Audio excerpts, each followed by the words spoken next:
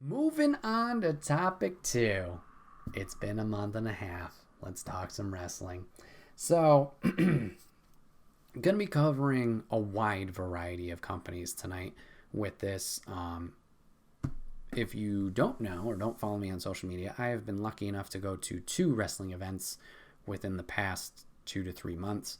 I went to AEW Dynamite and Rampage, and then as a few weeks ago, went to Impact's Bound for Glory pay-per-view. And then in a month, I'm going to go to Raw. Woo! But anyways, so I wanted to touch on those experiences that I had, and then also talk about Extreme Rules, which also happened in a week and a half. Yeah, time based from recording. So let's talk about AEW. So shout out to Sam and Steve. I went to the show with them. Had an amazing time.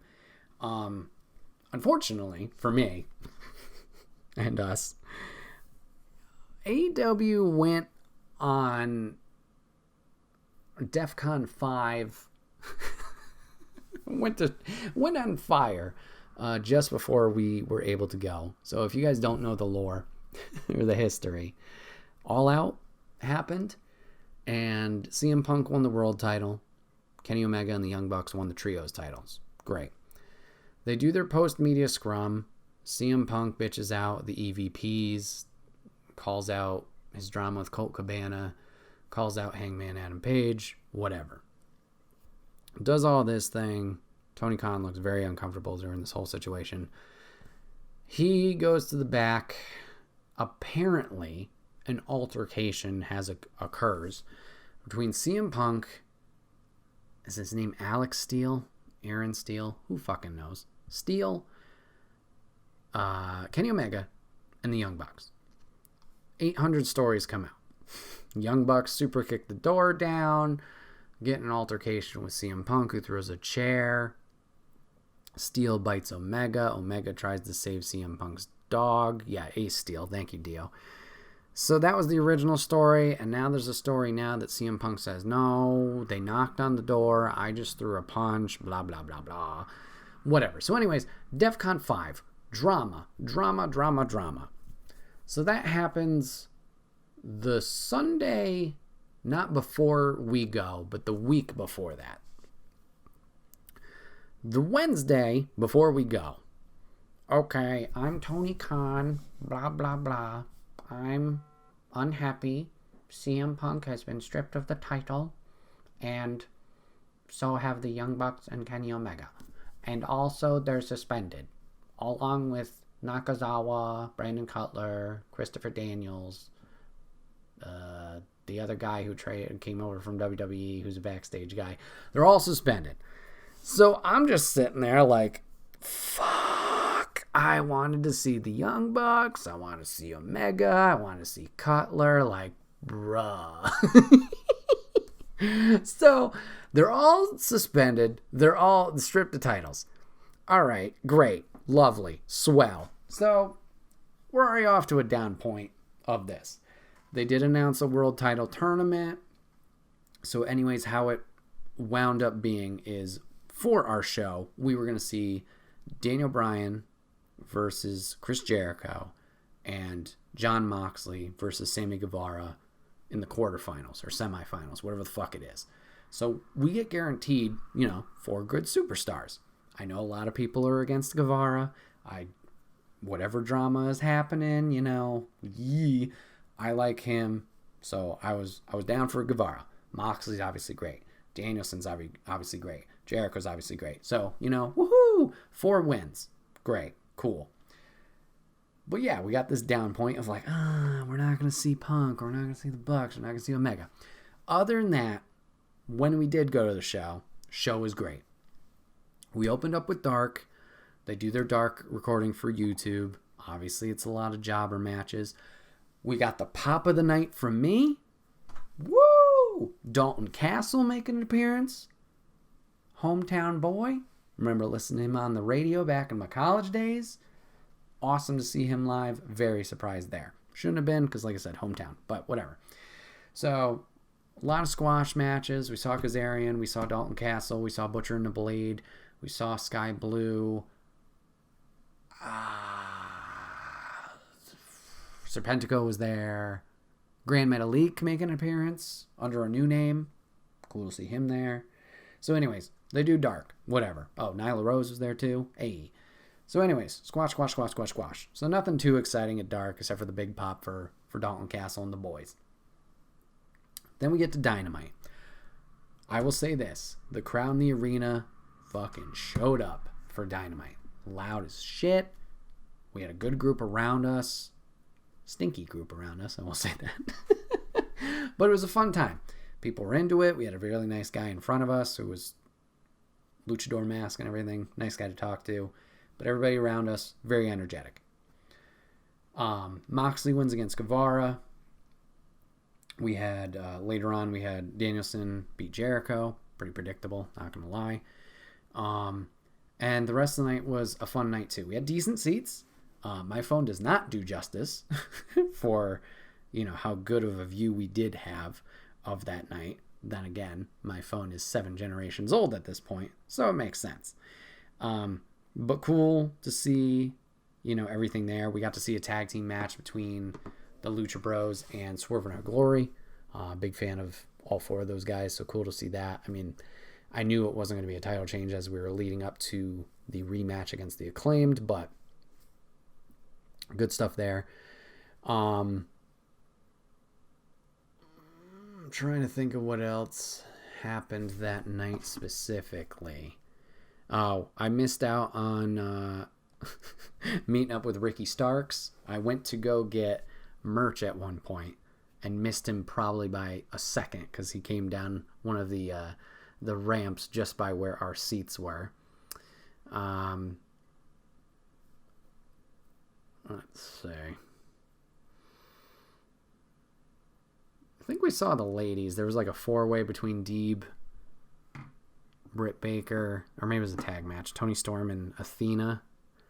Yeah, that one a little lackluster on the crowd, not going to lie. And then we got to Rampage. Now, Rampage was after. And I don't know if it was just because, everybody put their energy into Dynamite, but Rampage was dead crowd-wise. And I'm not going to lie, match-wise, kind of dead too. So I think we got 3 matches. We had Claudio come out at the beginning, did a promo. Jericho challenged him for the Ring of Honor Championship. Obviously, we see how that turned out. We had Penelope Ford fight Willow Nightingale. And, crowd was dead for that. Kip Sabian came out for Penelope, obviously in support. And he just sat there in a chair and did this weird slow clap whenever she did anything. Stupid. We got Samoa Joe versus Dude. And I want to say there was one other match. But yeah, it just sucked. Papa Griff says, the 10 p.m. slot is a killer. Yeah, that's true. It just, I don't know. It's hard not to say. It's hard not to say that that's definitely the B show when they don't seem to put any effort into it. I know this last Rampage seemed pretty exciting. We had Stu Grayson show up as a return. I don't know if he signed back or if he just was like, I'm in Canada. Hey. And we had, the Kingdom, Matt Taven, Maria Kanellis, Maria Bennett and Mike Bennett show up from Impact. So there you go. Yeah, Josh Woods. Thank you very much. Yeah, that was probably the most energetic match, and it was because the crowd was shitting on Mark Sterling and Tony Nese the entire time. So yeah, Dynamite was fire. Dark, I get it. Squash matches enhancement. So it was just a fun time to be like, oh, let's see how fast this one goes. And then you had Dark just, I don't know, personally fell flat. As for the rest of the night, great. I mean, good arena food, or at least, enjoyable arena food. Merch, when I did decide to go, very quick turnaround. I think I was in and out maybe in a minute or two. Weird on the merch selection, I will say. Very limited. I'm not sure if it's because they go through Pro Wrestling Tees and those are like print to order or whatever, but minimal merch. They did have CM Punk merch. They had Moxley. They had Blackpool Combat Club. And then they had like a tank top and like an AEW Dynamite shirt, which is like, I was at Dynamite, and then like a tour, like a band tour shirt. They did have a backpack that had championship titles. They had action figures signed and unsigned. Holy shit, they were asking for a lot for those signed boys. And then some pins and some other generic stuff. But as from a t-shirt selection, minimal. I did get a AEW hoodie, which is very nice, but yeah, just kind of shitty there. But as for the night, it was a lot of fun. Sam and Steve were amazing. Had a blast with them. Shout out to, our ride getting us there for drop off and pick up, so we didn't have to worry about any of the worries with the parking and anything like that. That was awesome. So a lot of fun with them. And shout out to Sam for getting the tickets as well, for her doing that. That was amazing. So let's talk about Impact. Let's talk about Bound for Glory. So I haven't watched a lot of Impact. I've watched it here and there, especially since they left Twitch and they're now on YouTube, but you got to pay for it, premium or whatever. Yeah, no Thunder Rosa with the injury. Yeah, that sucked too. So I haven't watched a lot of Impact. I know who's there and stuff, but I'm not super tied into storylines. So when they announced Bound for Glory was coming to our area, I was like, what? That's like, as far as I know, that's the big one. That's their Mania, or Slammiversary, or is their Mania. I don't know. Seems like that's one of their big pay-per-views. So I hear they're coming here, and I'm like, interesting choice. I will absolutely go to that show, because fuck it, it's a pay-per-view. I've only been to one other pay-per-view prior, which was NXT Brooklyn 1, which, shout out to that day. Papa Griff getting those tickets, and then Kevin and I going to the nosebleeds for that, but that was amazing. Anyways, so it was like, pay-per-view, let's go.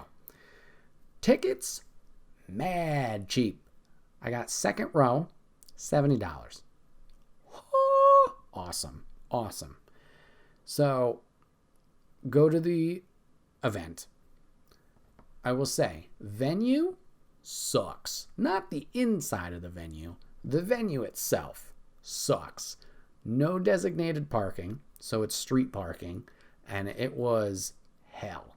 The area that it was in, I know the area a little bit because Nolan, shout out to him, lives near the area. So I was like, okay, game plan wise, not too bad. I'm going to find a place near his apartment. I'll park there. I'll walk a little bit. All good. Well, I get down there fine. Apparently there's a street fair going on at the same fucking time. Oh my God. So I had to do this whole circumvent navigation thing. End up finding parking, walked a couple blocks, and I get to the venue fine. But it was just like, Jesus Christ, another speed bump in this road of stress. Get to the venue, stand in line for about an hour because they did premium meet and greet front row ticket things prior to doors open. Get in there. Now the excitement's starting to build, right? Because we're getting close to showtime. You can hear the venue or hear the arena and all that stuff and the people and all that. Get in there. You go down a little bit of hallway, take a sharp left, and it leads you to the merch. Merch selection here, wide variety. Merch flow, not good. 4 people behind the merch stand. Barely anybody knew where they had organized their t-shirts at. Oof. They had labeled them all A, B, C, D through L, but nobody knew where anything was. So a little rough there. When I did arrive, they did have a pre-match show. I think it's before the Impact. You can check that out either on impactwrestling.com or on their YouTube. I'm not sure. It was a 3v3. It was Bullet Club, meaning Chris Bay, Ace Austin, Juice Robinson, against Alex Zane, Trey Miguel, and Laredo Kid. 3v3. It's going on while I'm in the merch line, so I barely saw it. Looked cool from the dives I saw. So, finally get my merch, repping Chris Bay. Hey, what up? Congrats on the contract extension. So, I get there, get that all taken care of, grab a water, go to my seat. Very easy to find the seat. First floor, or, second row, go there. So, I'm sitting next to one kid. I say kid, maybe a few years younger than me. and the seat next to me, empty. All right. Seats were insane being that close. Great seats. Felt every freaking hit of the ring and impact there. A lot of fun. Kid next to me was a blast. Brought a whiteboard as his sign, so he was able to constantly erase it and change it based on the match that was happening. We were directly behind the commentators, so right next to the rail. And yeah, even the front row ahead of us didn't really have full seats until maybe the main show started, and we were sitting right behind Ric Flair, so that was fun. Not really Ric Flair, but a guy dressed up. And it was just a fun night. The seat next to me, to my right, stayed empty the entire time, so I had a little room to obviously spread out and kind of have my own personal space. But yeah, for not knowing storylines or some of the wrestlers, it was a blast. The crowd in that arena, I was honestly quite surprised. Were very loud. Sometimes watching Impact, it seems like a pin could drop and you could hear it. Very loud in here, very loud chants and, approval, I guess you could say, or applause from people from match to match. We did have our pre-show match, which was the Digital Media Championship. Brian Myers defending against a surprise opponent of Dirty Dango, aka Fandango. Get a good shot of me on the feed there over on Twitter if you want to check that out. Me smiling like an idiot and clapping. But surprisingly, Dango did not win there in his surprise entry. Myers did retain. Then we went to the Hall of Fame ceremony. Raven getting inducted by Tommy Dreamer. Just a fun, good time there. Then we got to the main show. We opened the night with the X Division title. Mike Bailey, Speedball, against Frankie Kazarian. Kazarian was going to take this one in a surprise to me. Match was great, a lot of fun. I will say, Speedball, what are you doing? I know your whole gimmick is martial arts. Bro, you got to break your boards. As somebody who's been doing martial arts for years, that was heartbreaking. Had two boards, looked like child-sized boards. One was an axe kick, and I think one was a backspin jump around.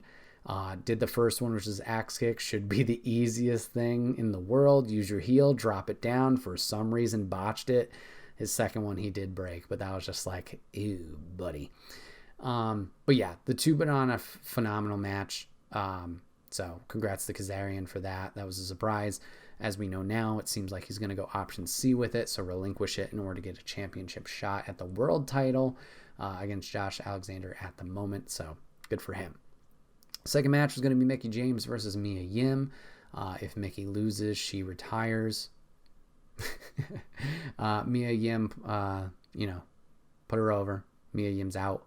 Rumors were, as of contractually, she was going to be out as of Sunday following the pay-per-view. So if this was her last match in Impact, cool to see that. Cool to see her in general, just from learning about her in NXT. So it'll be just, a matter of time if she didn't re-sign there, which I haven't heard any news if she has, whether she goes to Impact or whether she goes back to WWE. A lot of rumors seem to lead towards that way, but who knows? After that, I believe it was the Machine Guns versus the Kingdom, aka Taven and Bennett, but let me double check real quick. No, that is a lie. I apologize. They did the ladies back-to-back here, which I was kind of surprised they didn't spread those guys out a little bit more.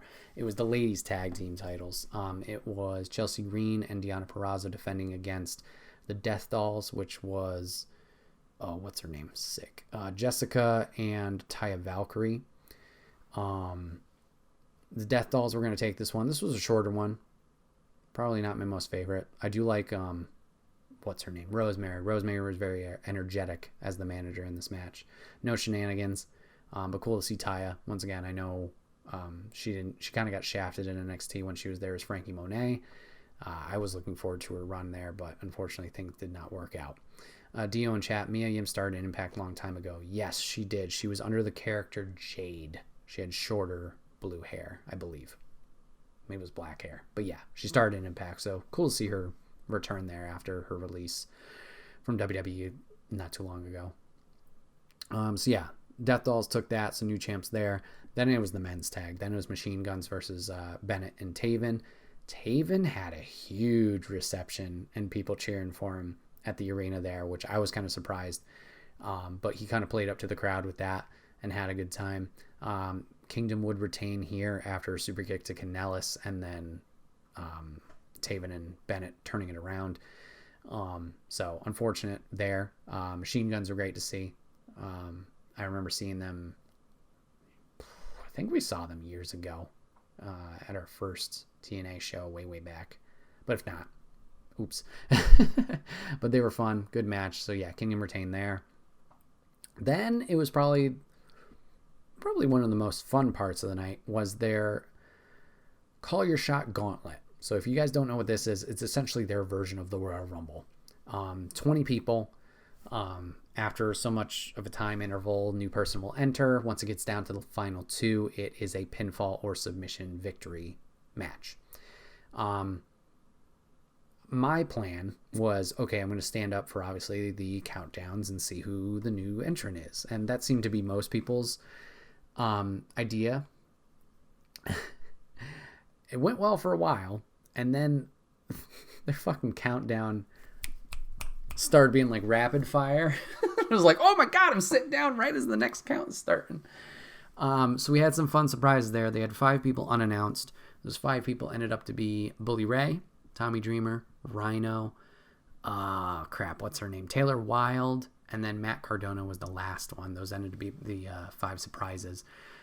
Just a fun energy from the crowd, obviously, with each entry, especially those surprise ones. Got a lot of crowd cheers for, the Busted Open crew first, and then the ECW crew. Surprise winner here, as Bully Ray was going to take it and get the trophy. Yeah, Taylor Wilde was there. So Bully Ray now gets the Call Your Shot. It was him and Steve Macklin left at the last 2. So he can pretty much Money in the Bank, go in, cash in this little trophy, and he can get a title shot whenever. After that was going to be the Women's Knockouts main title. So it was going to be Jordan Grace defending against Masha. Was it Slamovich?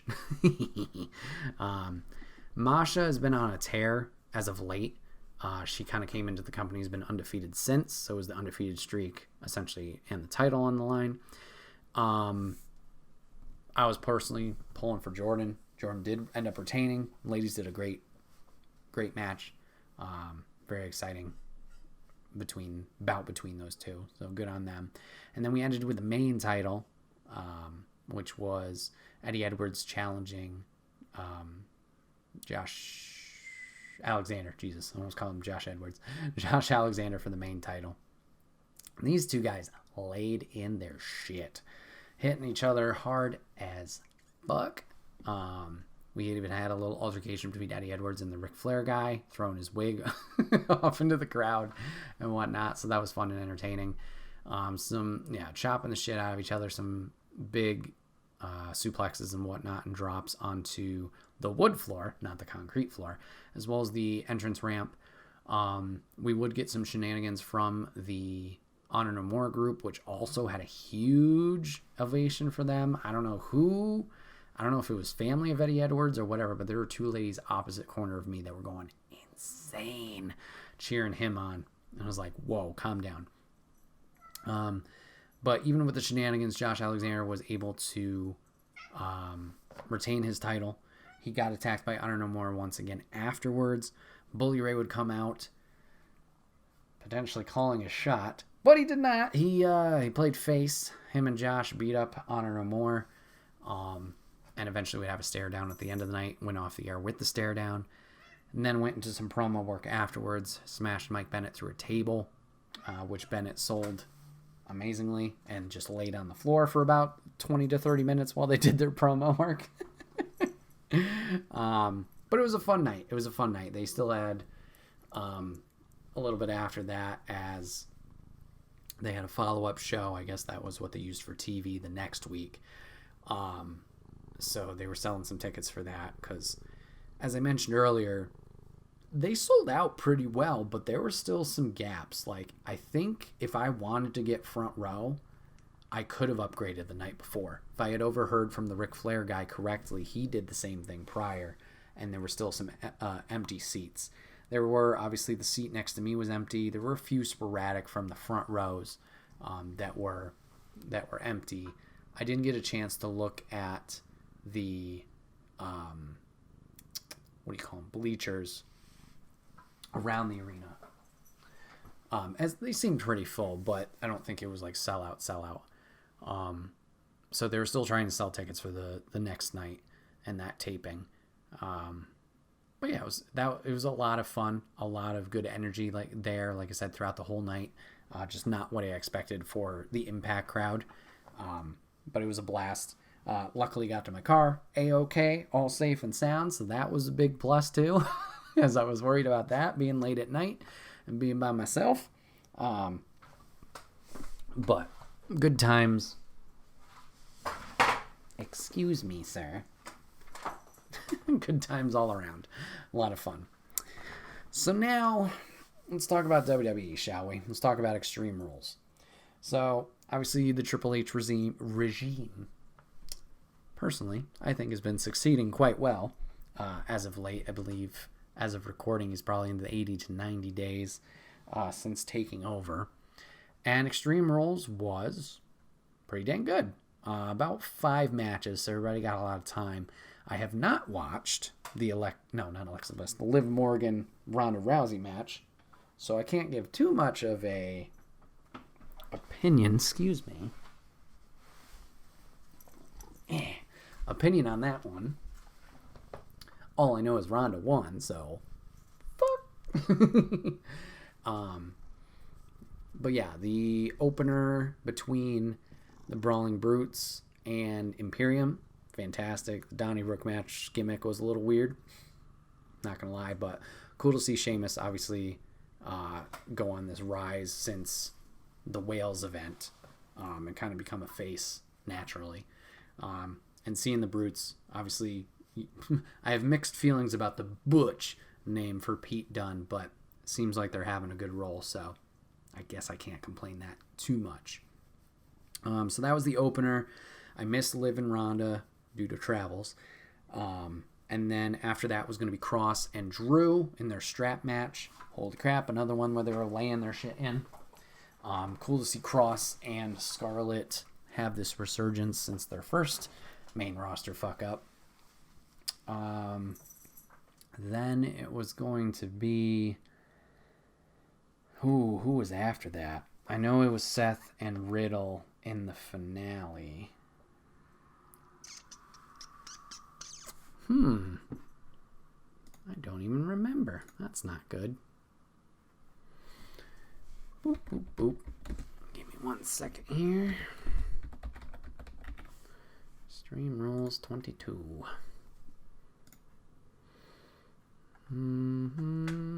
Oh yeah, Balor and Edge. Balor and Edge was fantastic, even if I can't remember it. Good storytelling here. A little predictable, not gonna lie, but a good match with drama throughout.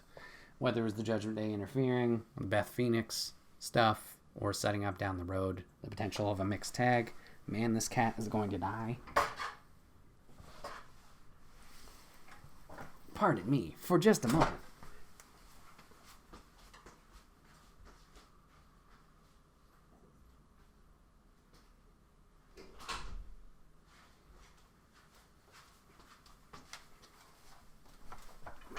Trying to get something under my desk, and I know he's just going to turn off everything if he takes one misstep. So yeah, the I Quit match was very good in my opinion. And then Riddle and Seth, I thought it was okay. But then we get the big fun at the very end as Bray Wyatt makes his return. Now, we get this whole ordeal, presentation-wise, of his return. We get the whole World in His Hand song, and then we slowly get this reveal of the Firefly Funhouse puppets, right? We get Huskus, we get Mercy the Crow, or the Buzzard, Sister Abigail, Ramblin' Rabbit. We get the Burnt Fiend mask on top of the announce desk. We have the Fiend in the crowd. And then we get essentially the White Rabbit character, the new mask, making an appearance onto the Titantron until Bray comes out with the mask. unmasks and blows out the lantern. The whole thing, even though it felt like the CM Punk return where like everybody knew it was going to be him, still rewarding. And I like how they kind of built up the suspense of it and leading up into the reveal. We don't know his intentions. We still don't know his intentions after a week. So it's going to be interesting to see who he feuds with first. Now, Papa Griff and I have talked about this off stream, as well as the internet entirely, of what's going on with this Wyatt 6 thing. Obviously, like I said, we saw the, I guess, human versions of the puppets. Huskus, Mercy, Ramblin', and Sister Abigail. Originally, when I was watching this, I was just thinking this was showing his past iterations of his characters leading into whatever this new one was. Obviously, we got the Whole World in His Hands song, the Eater of Worlds. Then we got, not that he was those characters, but we got the Firefly Funhouse characters. Then we saw the Funhouse kind of decrepit and abandoned and with all these spider webs and almost destroyed a little bit. And then we led into the reveal of his new mask. Oh, sorry, and we saw the Fiend as well. Then we led into the reveal of his new mask, the door, shout out to Brody, and his entrance there. So I was thinking it was just showing the history there. However, Papa Griff has mentioned, as well as I've seen some other people talking about it, it would seem kind of dumb to bring these puppeteer characters to life and have them in the crowd if there's nothing more to them. And in that discussion, I agree. It makes sense. So a lot of people are wondering, okay, who is the Wyatt Six a group? Is it a team of people? Which would be interesting. And there's, speculation upon speculation of, who are they going to be? So, for example, Abigail. Alexa Bliss is a high contender because obviously she has history with the Fiend. We never got a wrap up on that story either. Could be Liv Morgan because she's going a little psycho as of late, or at least a little bit more destructive. There's rumors of Bo Dallas making his return, which brother of Bray, IRL. There's rumors of Joe Gacy down in NXT. He's already got a cult thing with the Grizzled Young Veterans, RIP. So I don't think Gacy makes sense unless he's ditching the GYD and they're going to go back to being GYD, which, God, I hope so. I love that tag team. Grayson Waller is now apparently a candidate just because of some mysterious tweets. Dexter Lumis apparently being Mercy. I'm not sure how I feel about that one. But if this is a group, I think these reveals need to be smart. Now, what I mean by that is I just don't want, like, that Ramblin' Rabbit costume, right? Looks atrocious. Duh, it's supposed to. It's meant to feel unnerving, whatever, but it's essentially a guy in a big sweater with big mittens and the mask, right? I think that would be personally so dumb if, let's say, Bo Dallas is Ramblin' Rabbit, to see Bo unmask as that. I don't know why. To me, that seems silly, seems dumb. I don't know. That's just me. To see Bo, this person I'm supposed to be taking serious, in this shitty rabbit costume. Maybe it's just me. So if there's a way, whether it's video package wise or like do a video package of the White Rabbit, the new mask, talking about the group, or if he's just going to do a reveal one at a time. Talk about him, bring him up front. You're going to meet who the rabbit is. You're going to meet who the buzzard is, and they're going to take care of business, whatever it is. Lights out, lights on, and, Bo's in the ring holding the mask or something that symbolizes, like, what character he was, I just think of a reveal of the people in the respective costumes. I think that reveal looks weird because then they look like mascots. And I don't know, just a dude in a big mascot costume kind of seems silly to me, but that's just me. Is it cool if it is a group? Yes. I think that's great. I think it's interesting. I don't know who for sure the members would be, but it's enticing. as of last Friday's promo, I like that Wyndham, Bray, got an opportunity to, what it seems, be honest and speak from his heart of his feelings. And then this manipulation game started with the White Rabbit of like, you're not in control anymore. You know, don't think about your future, your present. You're dead and whatever. I like that. We still get the planting of the seeds. It's still a mystery. It's just going to be a matter of time of seeing, is this a 6 personality thing? Because we still get the whole old school Wyatt, you know, scream and cutout. Is it going to be a 6 personality thing with Bray? Or is it going to be a group? If it's a group, well, I guess even if it's just him, it's going to be interesting to see who he goes after first. So, really cool. Really good stuff there. We ought to talk about it at some point, or here if you wish. So was there a huge divide between Vince and Triple H before, in that all the cuts under Vince for budgetary reasons or lack of creative, and now boom, Triple H brings back the house? What gives? That's a good question, because obviously budget cuts were the reason for everybody getting cut, right? I don't know. I know we wanted to point Nick Khan, finger at him, finger at Vince. It's tough to say. Now, obviously, we're bringing back a bunch of people, right? We got the whole gauntlet picture. We got Loomis coming back. We got Braun Strowman coming back. We got Bray coming back. We got Gargano coming back. We got Candice LeRae coming back. We got Hit Row coming back. We got maybe that's all. So that money just doesn't appear out of thin air, right?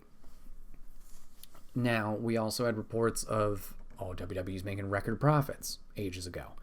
So, to me, it's just like Triple H bringing back these people that he obviously invested in and thought were good. So, to me, it feels like a Vince not having faith kind of thing. I don't know why that would be. Because as far as I know, Vince and Triple H don't have like heat with each other, if we're going to use wrestling terms. I don't know the situation now, because obviously the Vince stuff's come out, so it's like, my only guess is because, Triple H has his heart attack or a condition. He has to leave, Vince takes over, right? NXT.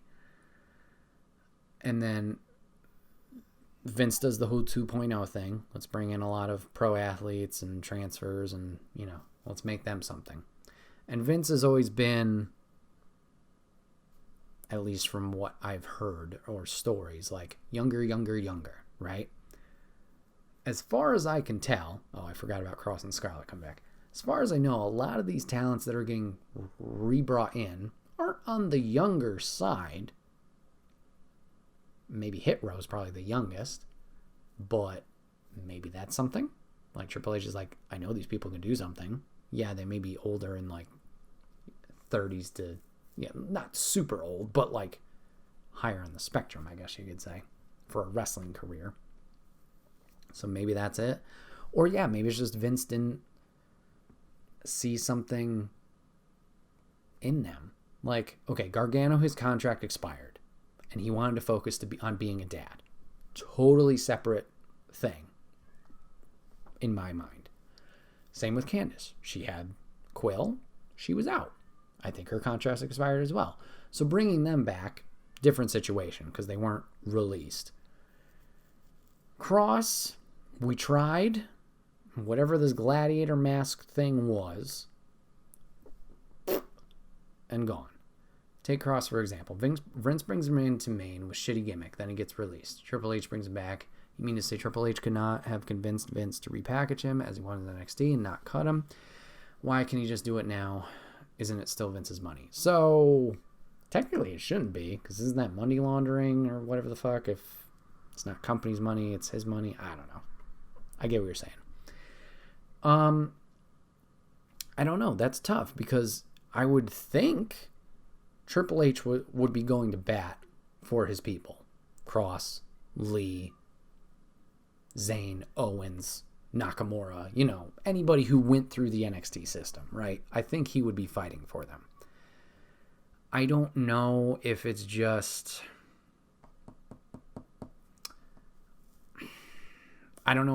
like, no, my idea is better.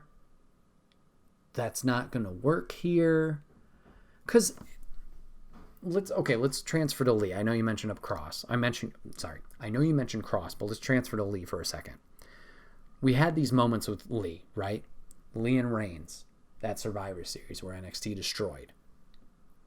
Lee and Brock at that Rumble, right? We had these moments where the crowd was, going nuts. How can Vince not see that, hear that, etc.? Now, let's fast forward to when Lee gets called up. We did keep him Keith Lee, for a little while, right? So maybe that was like, all right, kid, you're here, do your thing. Then COVID hit. I know, pandemic era was a whole shitstorm. Obviously, Lee got really, really sick at that point, whether it was COVID or whatever it was.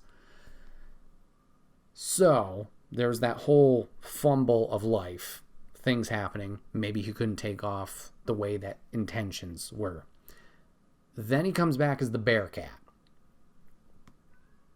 I don't know if that was Vince just being like, let's try something different. Or was Bearcat when it was still digital audiences, or was that a mix? I don't remember. But that could have been a situation of like maybe pressure. Vince is expecting too much, which I don't know why that would be different from the other two moments. Or being lost in this gimmick. I'm not sure. It is tough. Now, going back to the Cross thing. Cross gets called up to the main roster while NXT champion, right? Goes against Jeff Hardy. Loses after doing this undefeated streak in NXT, and loses fast. I have zero idea why the fuck that happened. Absolutely none. You took this good thing of the undefeated streak, which you love doing undefeated streaks, and you fuck it over. No offense to Jeff. Obviously, Jeff's a vet. Well, okay, Jeff's got a lot of problems, but, Jeff's the vet in that situation. I get it. But Jeff doesn't lose anything in a loss. Jeff's a vet. He's been there forever. People love Jeff. People love Jeff, obviously, with the amount of fuck-ups that he's done. No idea why you would shoot that in the foot, because you're setting him up for failure when eventually he does come to the main roster. Because while WWE likes to think that we have short-term memory, we don't forget, usually, that quickly. So when we see him, once again, make his official main event, main roster debut after losing to Samoa Joe, we're like, oh, it's this fuck who lost in 2 minutes, or whatever it was. I don't care. So then they're like, oh, well, he's not over at this guy, so let's try this other character with a stupid helmet. That would be my guess. It's just like, oh, we're not getting over. We must have to pull emergency strap because it's not working immediately. I don't know why it's that way. I think Triple H might have been out when Cross was called up. Well, that could have even been the Bearcat era, so I don't know. So maybe he wasn't around to fight for his people as much. Then again, does Shawn fight for him? Does Road Dogg fight for him? Does Regal at the time fight for him? I don't know how intimate they are with the main roster at that time either. Because, as of right now, Shawn's in charge of NXT, right? So I would assume, then again, there's a lot more trust, it seems, between and communication between, Trips and Shawn. But, Shawn doesn't have to be on the main roster stuff. Trips doesn't have to be at the NXT stuff. I don't know what other NXT people would be in communication during that time, or be there for the fight, I guess. It's odd. It's definitely odd. I don't know why Vince would just be like, bleh. Yeah, exactly. Elias is another one. Shave his whole beard, do a whole stupid gimmick as his brother, and now he's going back to be Elias. And Elias was over. Elias was more over on the main roster than he was ever in NXT. Like, go back and watch when Elias was there. Bruh. That was a blink, and I was like, I don't think you even did anything. But he got over on the main roster. No doubt. No doubt. He's a great heel, doing the whole singing gimmick. We walk with Elias. Great. Granted, he ran with Ezekiel. He committed to Ezekiel. He did that well. Wasn't my favorite thing, but good on him. I don't know. It's very odd. I don't know why, for those two examples specifically, Cross and Keith Lee, like, what was missing? Where was the communication?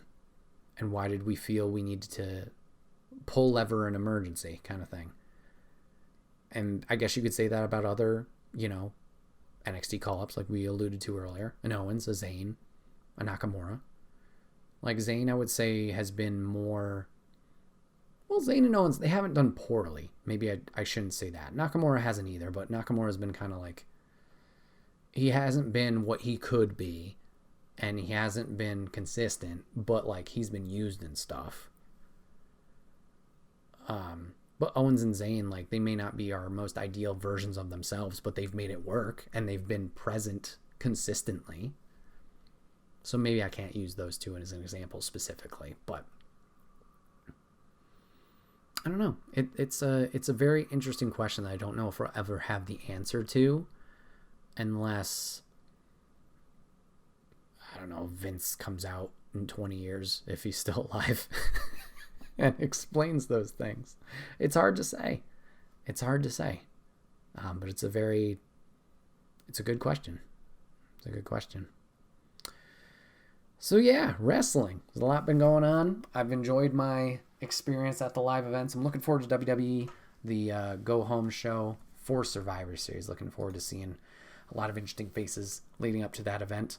I wonder if it'll be setting up for a War Games match or if it'll be traditional Survivor Series. Just have to wait and see. But yeah, thanks for listening to me talk wrestling. This has been another episode of the Wait, What Are We Talking About podcast. My name is Bret, aka Enigma9011.